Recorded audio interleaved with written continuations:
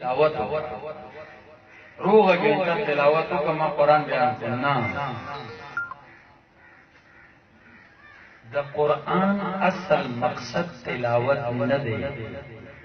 دا قرآن اصل مقصد دے باندې ځان پوها کول تاسو دې لفظ د غروب ما خطبه کې حدیث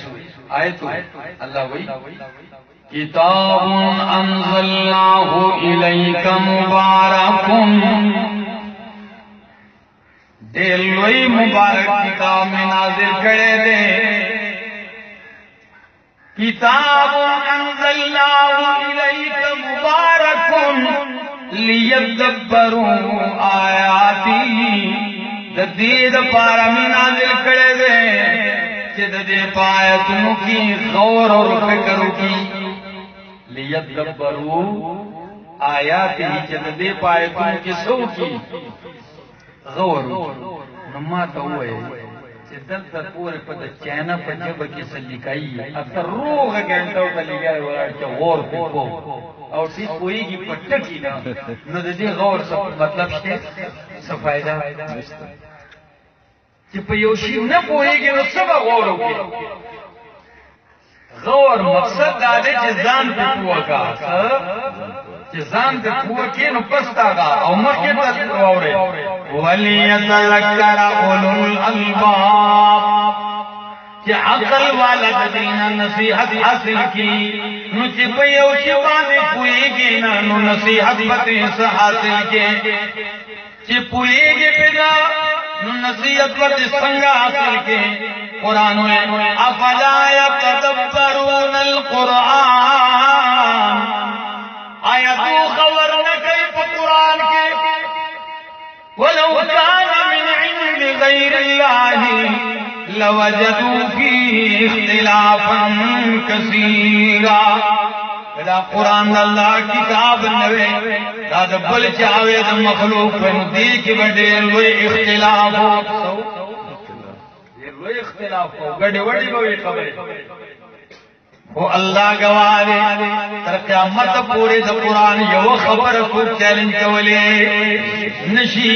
دا اللہ دا کتاب یو خبر کو دروغ نشی ثابت کولے آدھا جدا موقع دا سائنس پخپل زیدے قرآن پخپل زیدے یو زمانہ وا چه سائنسدانانو دا علماء دا جنگ پس جگڑا وا جگڑا پا دیوا چه سائنسدانانو بوی زمکہ گڑیگی گردی او نور پا زیو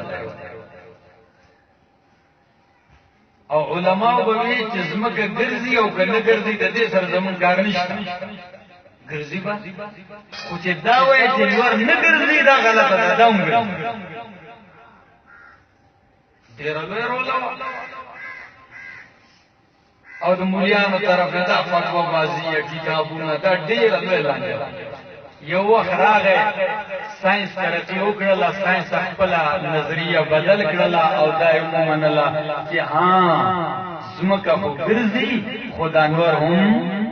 گرزی علماء بول رہے ستاسو پا دماغو کی نراسا نن رالا من دا تجربی نا نوے من دا قرآن دا نفس نوے جو قرآن وی الشمس تجری لمستقر لها الشمس تجری نور روان دے نچے اللہ وی روان دے نو کوئی شیچن دے روان کہ طول دنیا وینو دا خبر غلط دا ذکم سائنس خود انسان سوچ دے فکر دے تجربی دی داغا کوشش دے کل دے پا کوشش سر آخری نتیجے تورسی و کلا ونرس